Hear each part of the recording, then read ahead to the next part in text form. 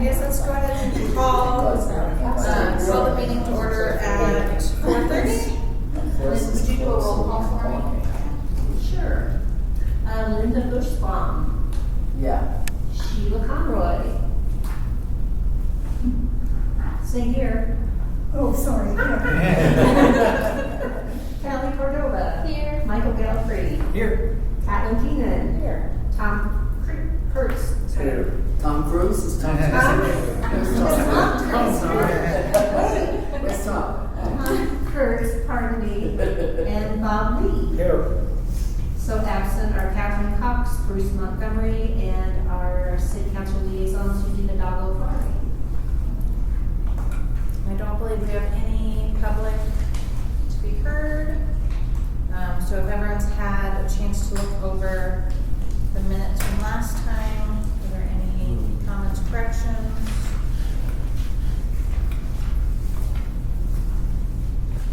This is the June 18th. So long ago. Wow, time. Yeah, we've got them yesterday. If memory serves, I believe these are correct.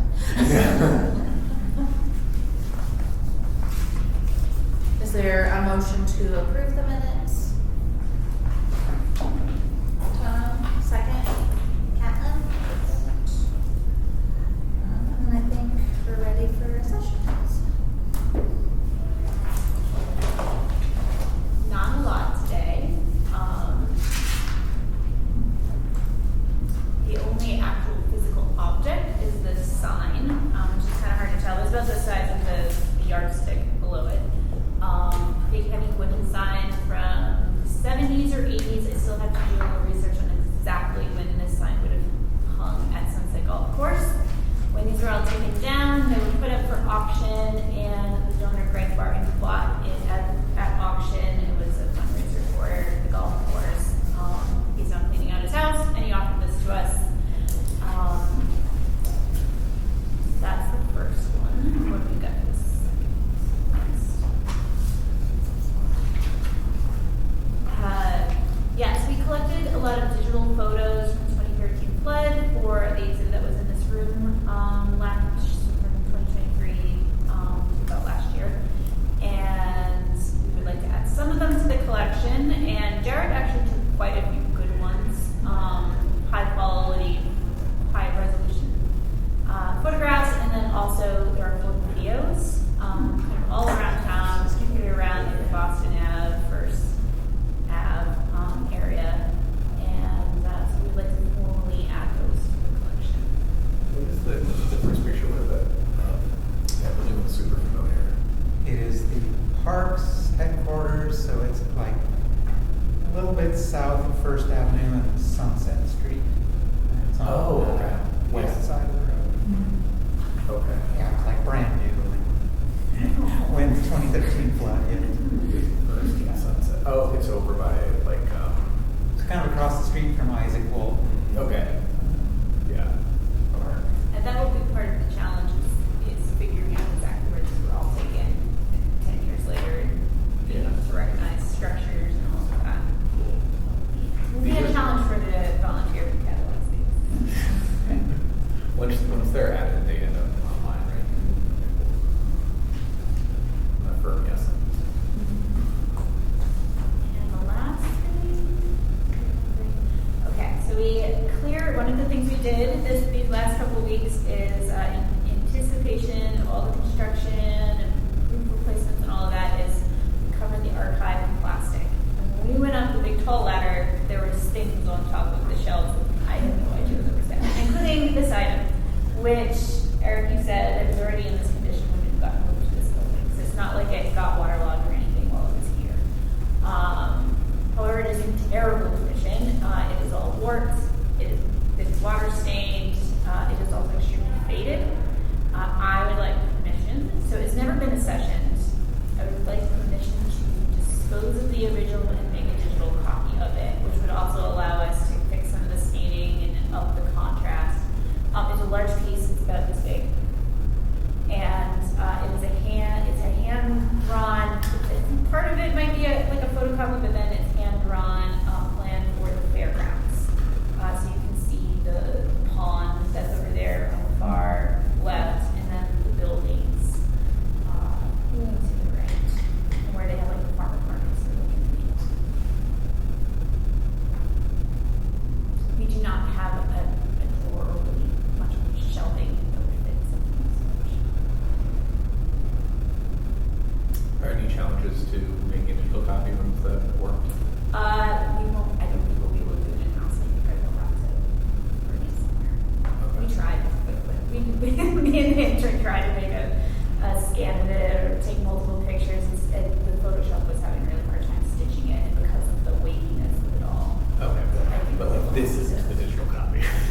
there may be some cost. I'm not sure exactly, probably under $100 though, for getting a high res. So when you repair this, do you have to bring it back as an accession Well, I was actually hoping to discard the to original. the original? I understand that was never acquired. Yeah. Okay.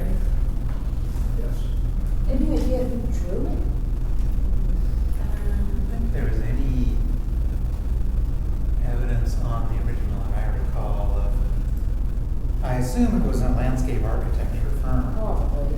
but Yeah. I don't think they're I was just, what does it say? Boulder County Rural? Rural Resource Park. Okay. And it is dated. You can't quite make it out on this quick photo, but right underneath it, I think it Yeah. says.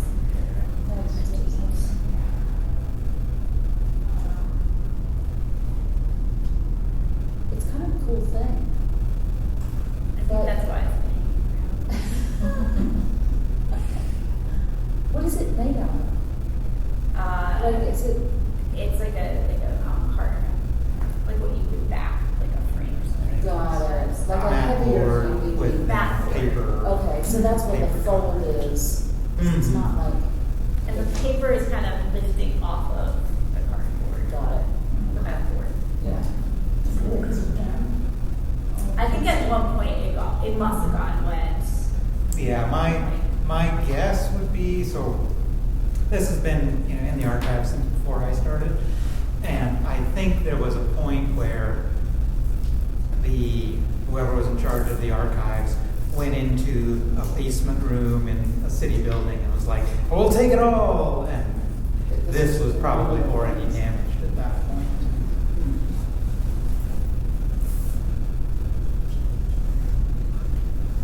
Is that all? I think that's it, right? Yep. Just three.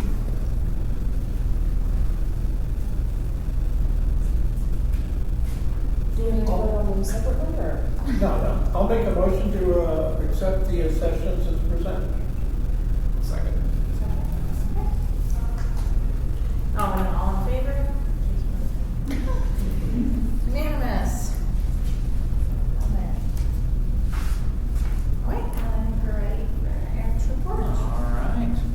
Well, you have the June, July report, but I'll focus on the July, August one. It's a little more current, and even if things have changed a good bit. So you can see, this is a photo from the groundbreaking not even a month ago, at which point we still had way to get in the front door and things like that. So construction's obviously the big story.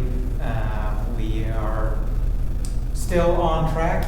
Just had a meeting with the contractors today, and they are planning to start going vertical probably about September 18th is when you'll start seeing structural steel go up.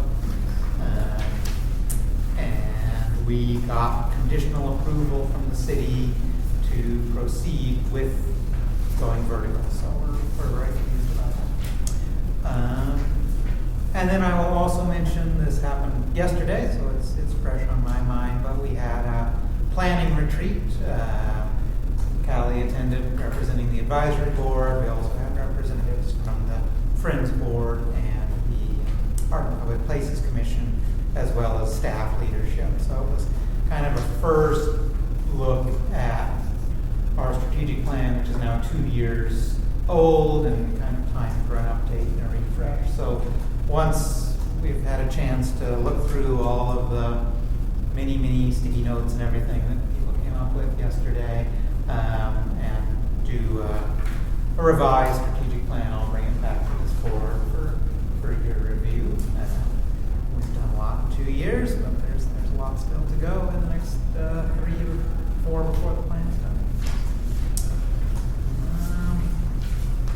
Your exhibitions, just note that we have hired one new staff member, Jackie Hobbins, who's got a lot of experience with children's museums, and then promoted another staff member, Ali Kotarski, who was a museum assistant, actually started as a gallery attendant, has worked her way up, and will now be the very long job title is Exhibition Component Fabricator and Designer. They, Allie and Jackie will be helping to build the new children's gallery and all the exhibits in it. Elizabeth, anything in collections you want to highlight?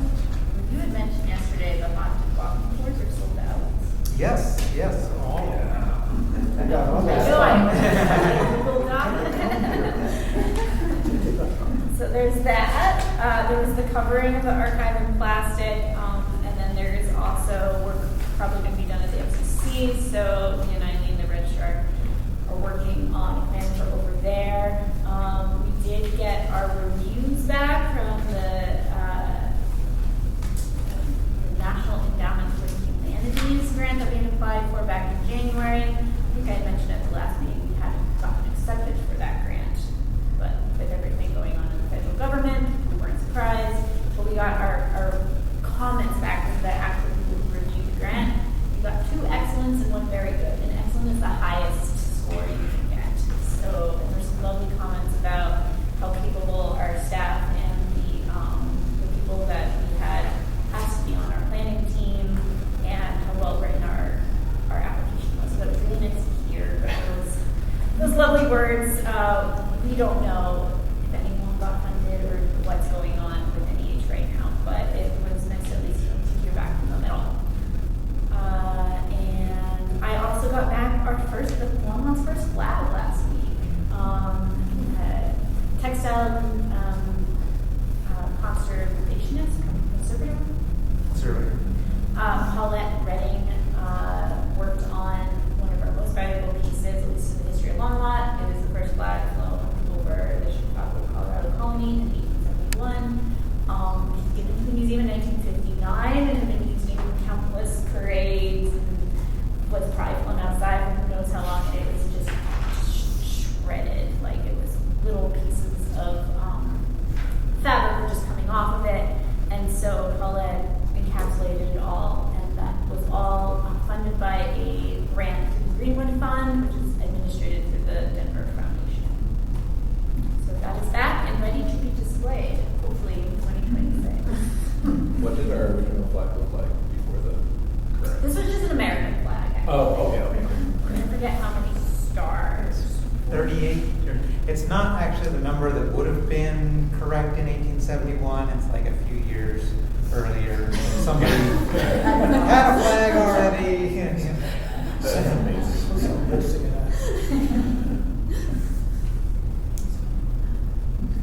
All right, let's see. Under education, our summer camp programs have concluded. Very successful summer camp series. And then I hope you all have received your fall program catalog. See, there's a lot of programs that are continuing. Our full discovery days, early childhood programs are happening.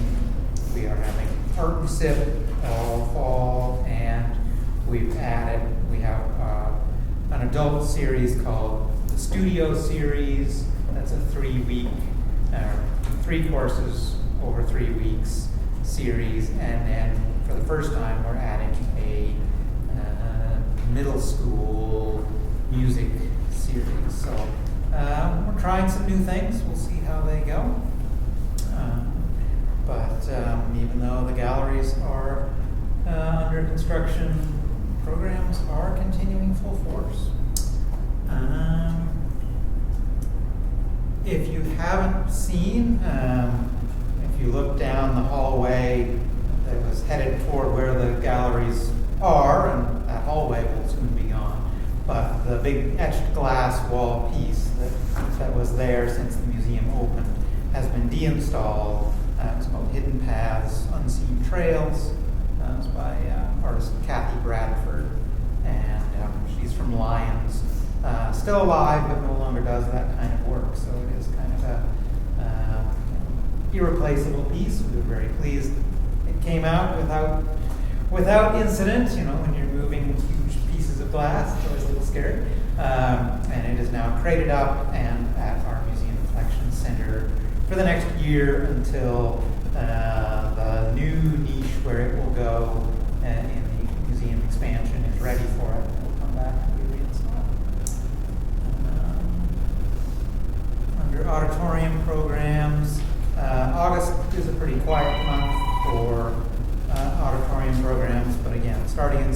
September, we will have a full Thursday evening series. We will have concerts, our film series, our kind of political type thrillers, things like that, like The Manchurian Candidate or Citizen Kane, things like that. And then there's a very interesting program called Out of Darkness into Light.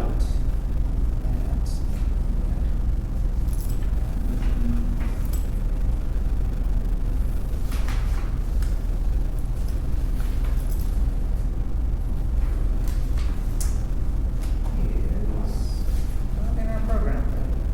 I will have to tell you more about it once I get the information. Oh, here it is. A musical history of social change in America. So it's Friday, November 7th and Saturday, November 8th, 2 sessions about music of civil rights, anti-war movements, AIDS activism, the environmental movements. Should be a very interesting sort of social history of music in the civil rights era.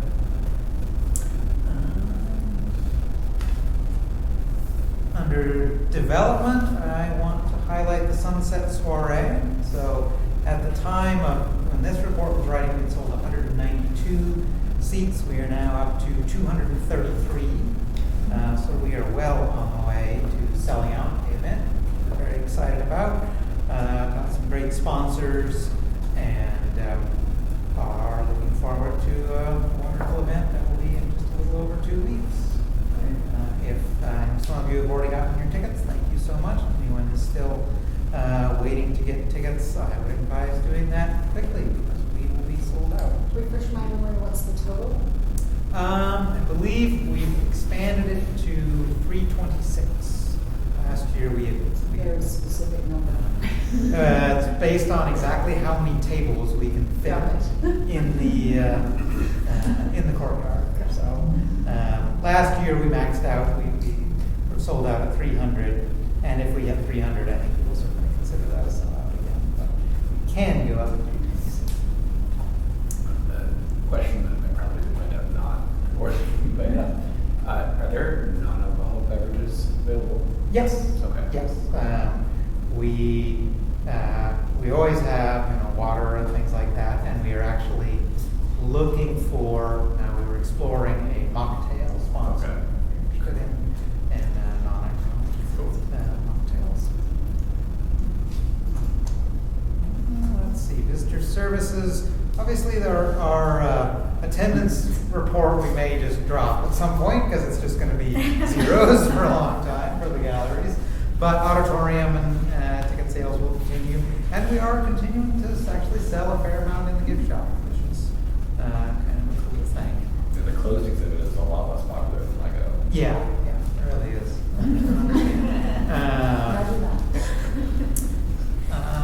Let's see. Marketing, I think the main thing is just spreading the word that galleries are closed, but the programs continue. So there's still plenty of opportunities to see events at the museum. And then volunteer and evaluation, wrapping up summer camp evaluation, and then really starting to do evaluation around our children's gallery prototyping, working along with that. Any questions on? Yes? Yeah, I just had a question on the June, July report. Under the programs in the park, I was just kind of curious, they might be in that brochure. I haven't looked yet, but I was just curious, what kind of programs? Yes, so this was a request from the city manager. Yeah, I remember And so we've already done one. We did a community paint project, so similar to what we did last year at Park Walk and Rhythm at Roosevelt, where we had kind of a paint by number canvas, and everybody got a color and they got to paint all the number of that particular color on the canvas. And then those, in this case, they're actually hard boards that will go onto the backstop at the park. Next up, next Monday is Discovery Days Music and Movement. So that's a program that's normally held in this room for ages 2 to 5, and it's kids get to move around and dance and play with a toy parachute and things like that. We're going to take it outside into that park and make it a free program for that one event, and we'll do that 3 times in the August, September, October. And then Elizabeth is leading historic walking tours on September 3rd and 16th of the Lanyon Park area, kind of the history of the irrigation ditches and things like that. So we had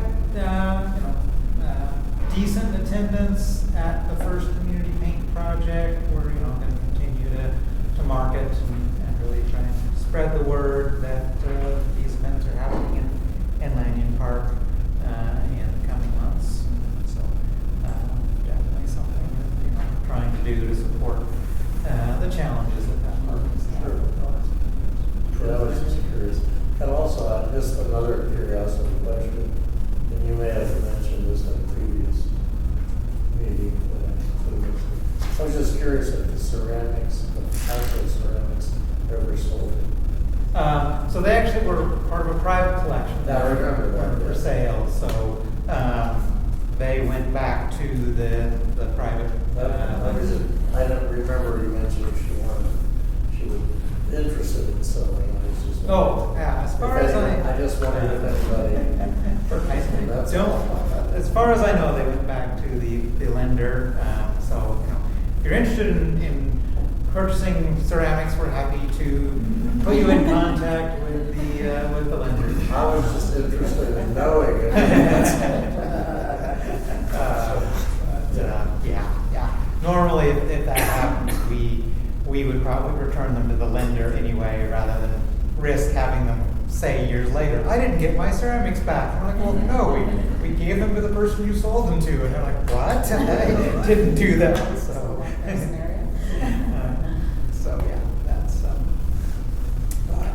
the Landing Park programs. Landing Park is on 19th Avenue and a little bit east of Main Street, kind of northeast Longmont.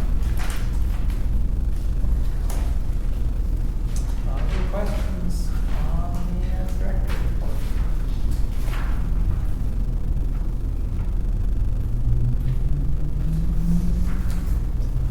Thanks, everyone.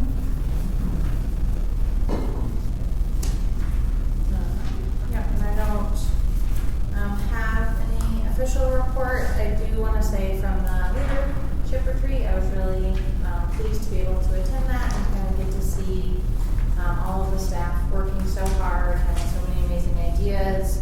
And it really kind of stood out to me how much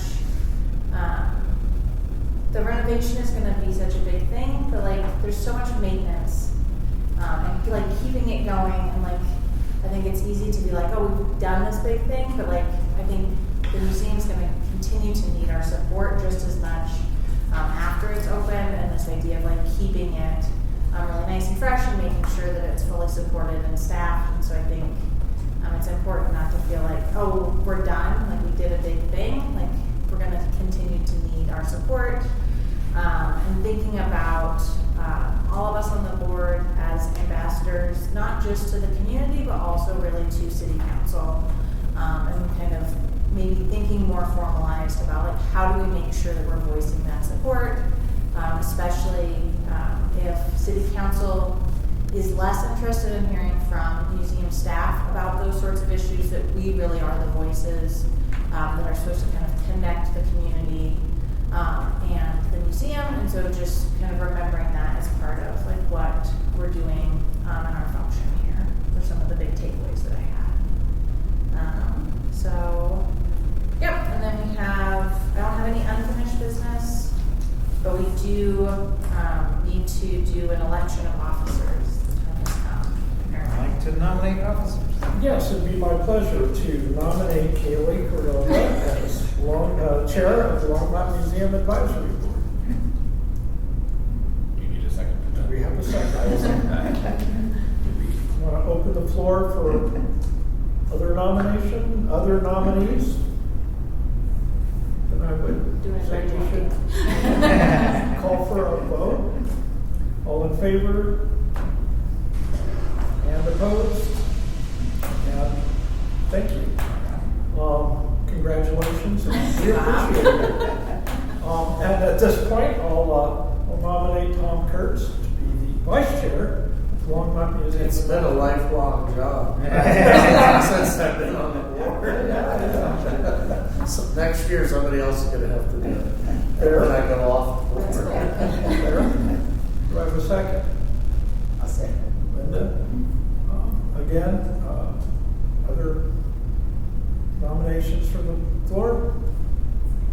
Seeing none, call for a vote. Tom? All in favor? Approved? Again, Tom, thank you. We appreciate you. Congratulations. This has been a rough job. The floor is yours. Thank you so much. And then, do we need to designate a meeting place, dates, and times? Yeah, let's do that. Okay.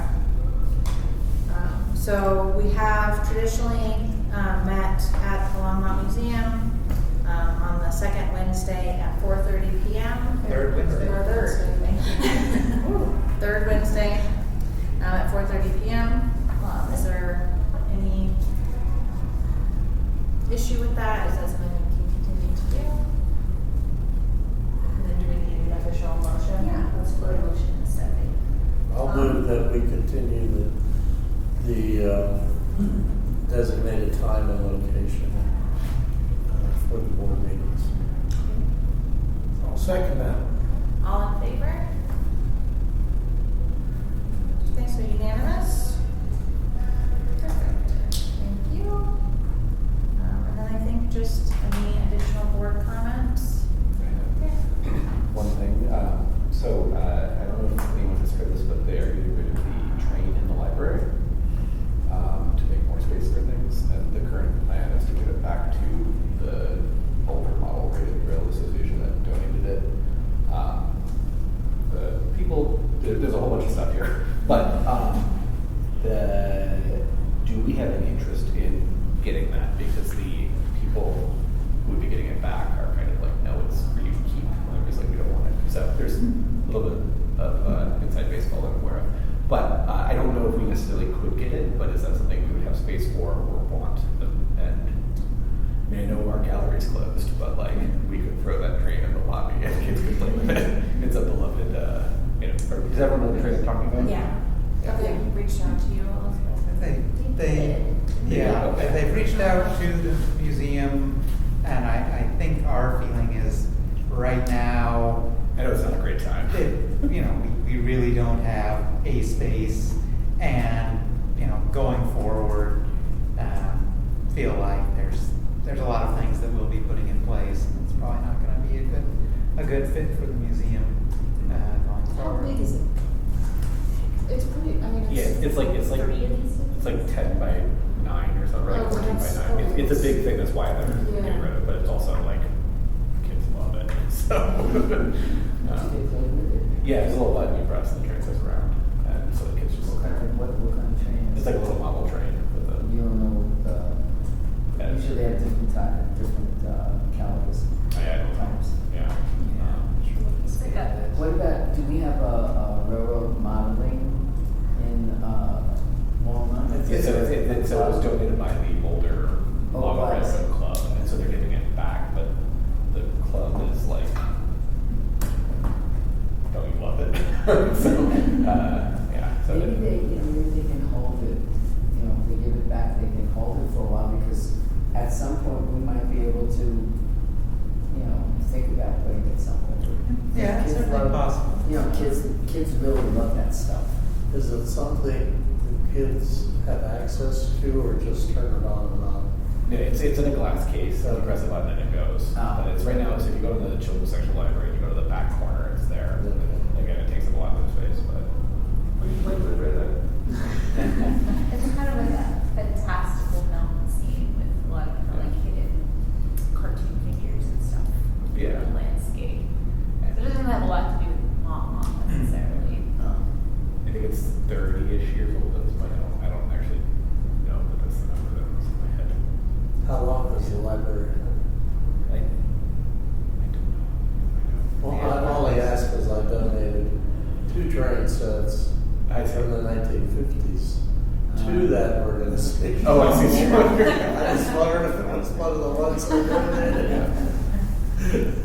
Yeah, I think it's been in the library at least as long as I can recall. I Okay. think it was there in the mid-90s when it started.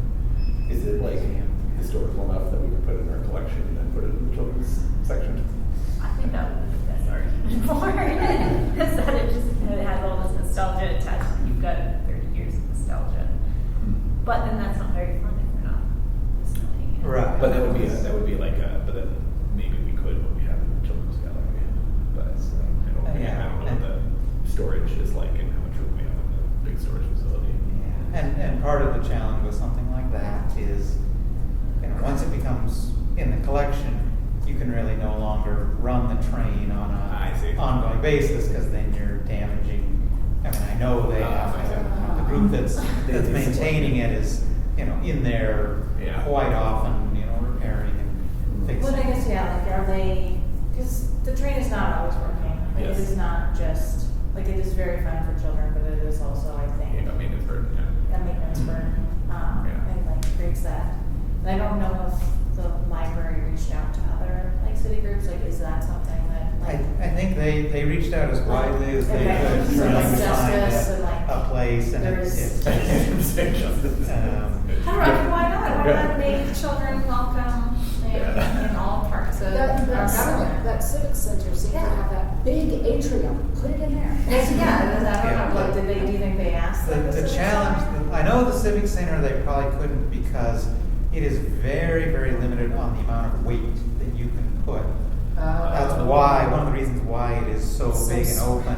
There used to be a lot of things in there, and then the floor started to I fail remember that sort of and sinking. do all kinds of work, and now it's like, you don't want to put anything very heavy at all on that. So that's, I'm sure, why they couldn't put it in the Civic Center. And so, yeah, model trains are a challenge for museums because of just the ongoing maintenance with them, and if they're not really telling like a historical story, they're just kind of a cool thing. It's like, are they meeting our mission of telling the story of Longmont?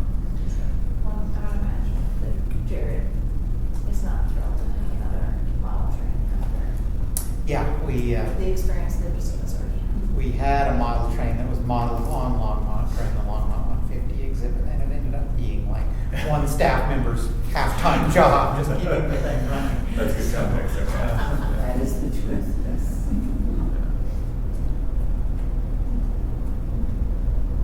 Yeah, based on the feedback, it sounds like it'd be like us getting rid of the water table. Yeah, yeah. The train is their water table. Yeah, yeah.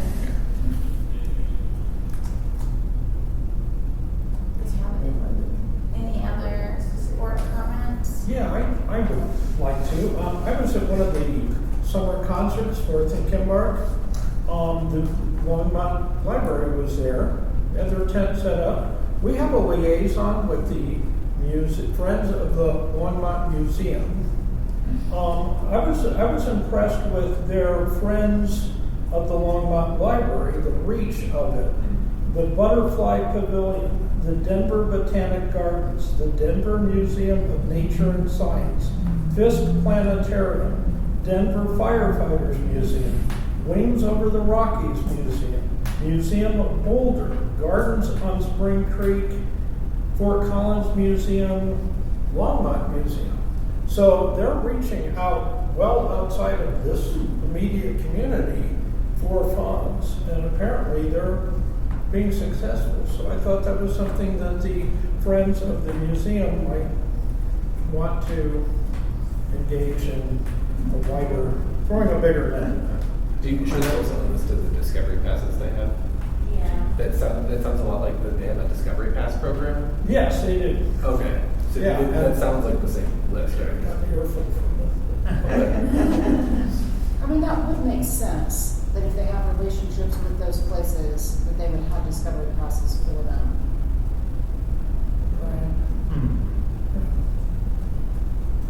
Yeah. So you're saying they're getting funds from them, or that they have the discovery passes, or we're just? Well, Friends of the Library usually requires a cash donation, right? Or,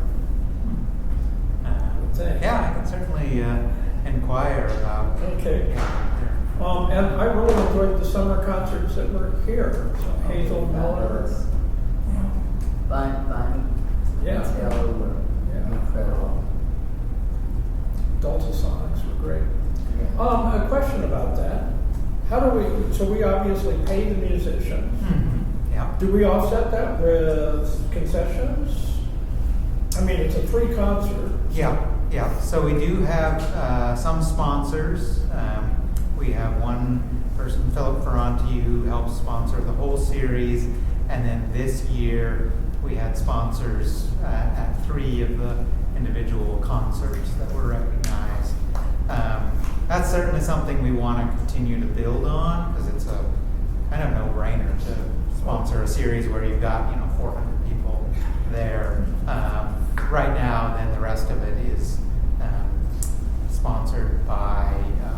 We get a large grant from the Scientific and Cultural Facilities District, and so that's where it comes from. But that money is general operating support, so it can be used kind of anywhere. So It's relative. Thank you. Yeah, well, I do, like, from things I learned yesterday, I do wonder if, though, like, you guys could do any sort of signage to, like, encourage people to do concessions at free concerts especially. well, we do our own concessions. Right, but for people to, from what I heard, concessions are much lower at free events than they are at other events. Huh. And that there seems to be a reticence of people to purchase much, and I think maybe people don't realize that that is also money that goes to the museum, and that like getting a drink is actually helping the museum. That when you come here, like that is a way that you are contributing. Yeah. That's not something that like goes to some sort of third party and it doesn't do anything It for could the even just museum. be a little like, purchases support the Longmont Museum. Right. Right. Because I think if people are coming and they're like wanting to, like they're excited that it's free, but they also want to support in some way, I think maybe that would increase concessions if people knew that it is staying in-house, that it is helping the museum itself. Yeah, that's a great point. I will say the summer concerts are kind of the exception to that. We have pretty good concession sales. On a hot day, people want to drink, but the indoor free events, yeah, that's where the concessions are almost non-existent. Yeah, so that's a great point. Even in some of the marketing materials, it could be free, the free series, and then it could say something, concessions available for purchase, supports the Longmont Museum. Right. Yeah, that That's makes me for appreciate the it. signs. Yeah, I know, I support venues, Great, yeah, I will pass that along. The other question that I had is, when we talk about sponsors for these free concert series and stuff like that, is it sort of like at any level, or like how much are we talking? Because, I work for a college that has a foundation that likes to have a presence. What we did this year for the first time is we have partnered with the Recreation Department. So Sam Calhoun in Recreation is leading kind of the event sponsorship for city events. So I'm not actually as familiar as I normally would be on the levels, but I am confident that there are multiple levels,